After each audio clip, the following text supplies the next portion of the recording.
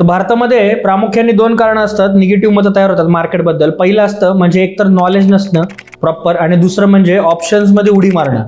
ही दोन गोष्टी आहेत, यामध्ये सगळ्यात इम्पॉर्टंट गोष्ट आहे. तर खरं म्हणजे ऑप्शन ट्रेडिंगचं जे बघितलं तुम्ही, तर हा प्लॅटफॉर्म बिगिनर लोकांसाठी नाही आहे. त्याचबरोबर जर बघितलं, इक्विटी आणि स्विंग ट्रेडिंग हे चांगले उपलब्ध पर्याय असून पण त्याच्यामध्ये कॅपिटल जास्त लागतं. त्यामुळे लगेच लोक कमी पैशामध्ये सुरू करतात येणारं ट्रेडिंग हे ऑप्शन असल्यामुळे लोक त्याच्यामध्ये उडी मारतात. पहिल्या दिवशी प्रॉफिट होतं, दुसऱ्या दिवशी होतं, तिसऱ्या दिवशी पूर्ण कॅपिटल साफ होतं. कारण तुमची लालच आणि कमी असलेलं लॅक ऑफ नॉलेज याच्यामध्ये सगळ्यात इम्पॉर्टंट आहे. म्हणूनच मी नेहमी सांगतो तुम्हाला की कमोडिटी मार्केट बेस्ट आहे. कमोडिटी मार्केट किंवा इंटरनॅशनल मार्केटमध्ये ट्रेडिंग चांगल्या पद्धतीने करता येतं. कारण हे मार्केट जे आहे ते इंटरनॅशनल लेवलला चालतं, त्याच्यामुळे कुठलाही मॅनिप्युलेशन व्हायचे सगळ्यात कमी चान्सेस असतात. त्याचबरोबर भरपूर लिक्विडिटी असते. त्याचबरोबर जर बघितलं त्याच्यातले ऑप्शन सुद्धा चांगल्या पद्धतीने वर्क करतात.